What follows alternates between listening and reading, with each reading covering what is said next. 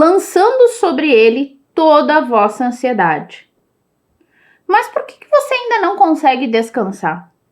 Essa é uma passagem bíblica muito conhecida e todos nós muitas vezes falamos, né? Para lançar sobre as nossas ansiedades, dores, problemas, preocupações em Deus. Mas porque de fato, realmente no infringir dos ovos, vamos dizer assim, a gente não consegue descansar. A ansiedade, ela começa na tentativa de controlar o que não está nas suas mãos. A ansiedade é a preocupação pelo que vai acontecer ainda. E de fato você não tem controle sobre o que vai acontecer. Você mal controla o que você está fazendo agora, o que acontece agora. Quem dirá o que vai acontecer depois?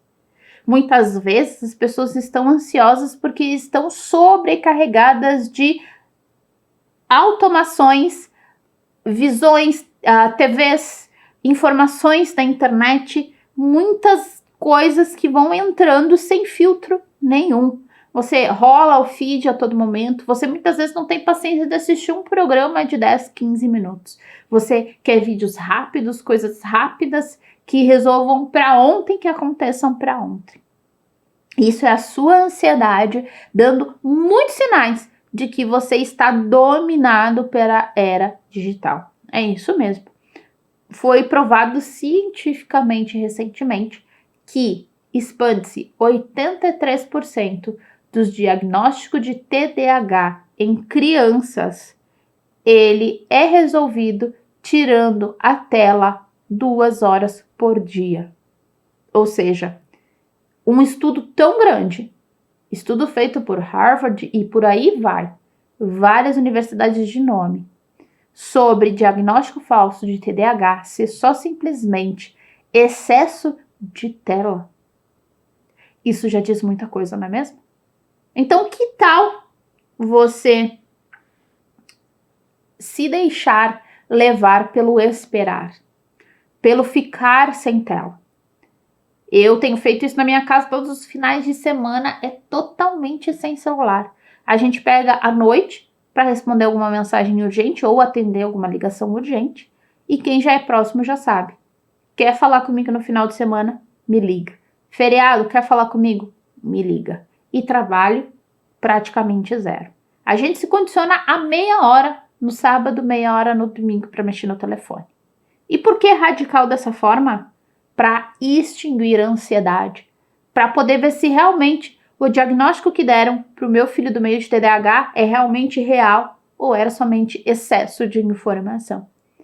E o mais surpreendente, que a nossa qualidade em família, nosso tempo de qualidade em família aumentou 200%. Nós assistimos filmes juntos, nós rimos juntos, nós fazemos reuniões de família, nós fazemos comida juntos, muito mais atividade juntos. Porque afinal de contas, para olhar quanto tempo tu tem passado com a tua família. Vocês acordam cedo, cada um se arruma para o seu trabalho, para a escola, e aí então todos voltam no final da tarde, já cansado, jantam, tomam banho e vão dormir. E então isso se acumula. A falta de convivência entre família durante a semana é praticamente zero. Quando muito, na hora de sentar para jantar. Isso quando cada um não está no seu celular comendo em um lugar diferente da casa, não é mesmo?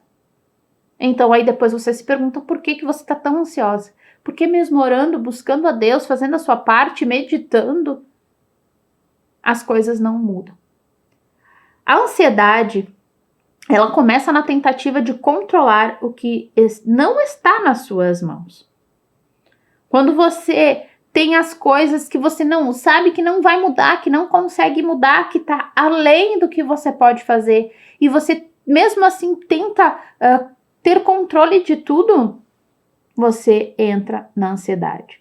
Quando você tenta prever tudo, o seu corpo entra em alerta, a sua mente acelera e você perde a paz. Ou seja, você tá ali, você tá se esforçando, você tá treinando, você tá se dedicando, você tá comendo melhor, você tá estudando para ser uma mãe melhor, você tá orando mais, você tá lendo mais a Bíblia, você tem estudado mais.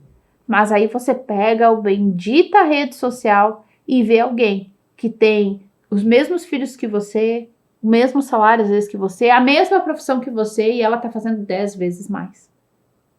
Ou pelo menos é o que ela mostra que faz. E então você começa a se frustrar. E de novo, acho que todo esforço, todo o resultado que você está tendo é nada. E vem aí a dúvida, se você tem fé suficiente ou não. Se falta você buscar mais, se falta você acreditar mais, se falta você se posicionar mais. Mas muitas vezes não é falta de fé. É só excesso de querer controlar tudo. É isso mesmo, querer controlar aquilo que não tem controle. O que não diz respeito a você, você não consegue controlar. Quando você se junta com a sua família, dá mão a eles e todos juntos procuram uma solução, aí sim a coisa está indo bem feita.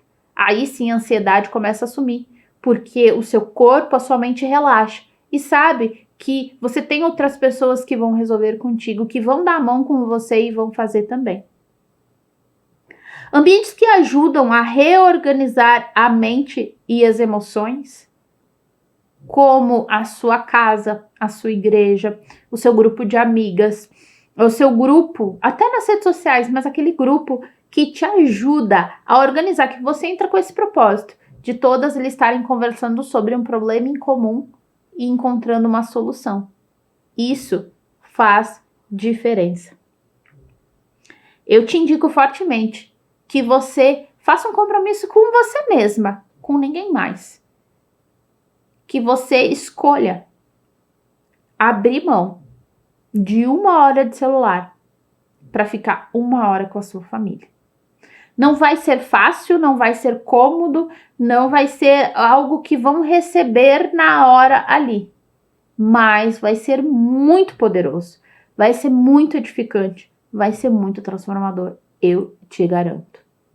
Porque quando você diz que vai entregar todas as suas ansiedades diante de Deus, mas você não tem atitudes para realmente, de fato, entregar isso a Deus, você não consegue ter paz. Porque a paz vem de realmente entregar e resolver dentro daquilo que nós temos o controle. Como eu te contei antes, quando eu comecei a tirar o celular dos nossos finais de semana, da nossa convivência juntos, tudo começou a mudar. Porque foram atitudes que nós tivemos. A gente bateu o pé e disse, não, vai ser. E os nossos filhos acataram a ideia e hoje eles passam cerca de meia hora, no máximo, por dia no telefone. E tem dias que eles nem pegam o telefone porque para eles não faz sentido.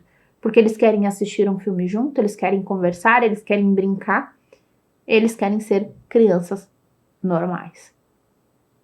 E é muito impressionante isso, que o que acontece? Quando nós entregamos, nós não estamos desistindo. Nós estamos reconhecendo limites. Todo ser humano, tudo nessa vida tem e precisa de limites. Quando você impõe um limite aos seus filhos, você está reconhecendo que ele precisa disso para a vida adulta dele. Quem é criado sem limites vira um adulto insuportável, que acha que tudo gira ao redor do umbigo dele, que as pessoas precisam e devem fazer tudo aquilo que ele quer, quando na verdade é o contrário. O mundo nunca vai fazer aquilo que a gente quer. O mundo vai fazer aquilo que ele quer, as pessoas vão fazer aquilo que elas querem. E a gente precisa se ajustar. Você já parou para pensar como é que vai ser o futuro dos seus filhos se eles continuarem agindo da forma que têm agido agora? Eu te convido a fazer essa reflexão. Você acredita que esse presente que Deus te deu, que é os teus filhos, para você cuidar, educar, você acredita que Deus está feliz com o trabalho que você tem feito? Eu me pergunto isso quase todos os dias. E graças a Deus, eu tenho trilhado o caminho para fazer tudo o melhor com o que eu tenho, com o conhecimento que eu tenho e com a direção de Deus. Como você sabe, a minha base de vida, o meu manual de vida é a Bíblia Sagrada. E quando ele me diz que eu tenho que corrigir o meu filho com vara, que ali ele quer dizer vara é o limite. né? Quando se usava a vara para conduzir o boi, o cavalo para onde ele deveria ir, essa vara não espancava o animal, ele simplesmente era colocado como limite. Então a vara ali na Bíblia, corrigir o filho com vara para tirar a loucura do coração, é justamente isso, é guiar para o caminho que ele deve ir.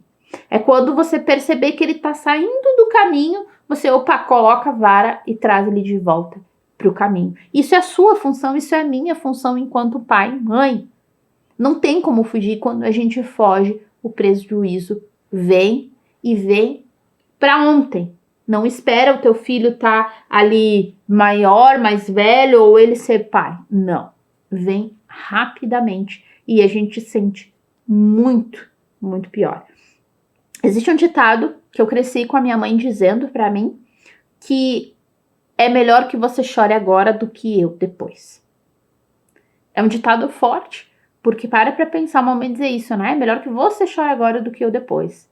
Mas o que ela queria dizer com isso? Que é melhor eu te corrigir agora, você sofrer agora, doer em você agora, mas você aprender e mais pra frente eu não preciso chorar pela pessoa sem caráter que você se formou.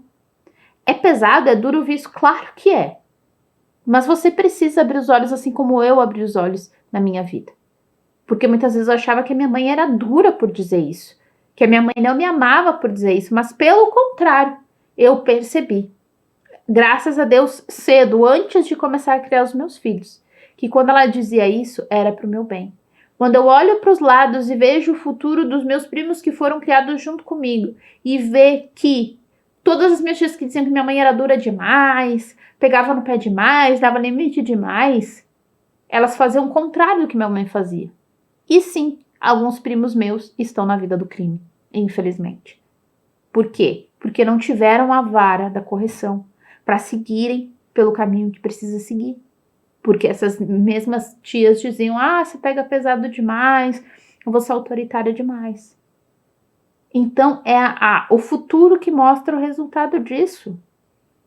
E todo filho que ganha limites, ele sente amor. Ele pode não expressar, mas ele sente, porque é a forma de você mostrar para ele que se importa, que ama. Porque você tá dando limite, você tá educando, você tá buscando fazer sempre o melhor para ele. O que mais para frente vai doer muito menos para ele, pode ter certeza. Então, o que você precisa hoje talvez não seja só entregar para Deus e esperar o que vai acontecer, mas seja confiar. Seja saber para onde olhar. Porque afinal de contas, os céus e os cérebros estão mais ligados do que você imagina. Eu te espero no próximo programa.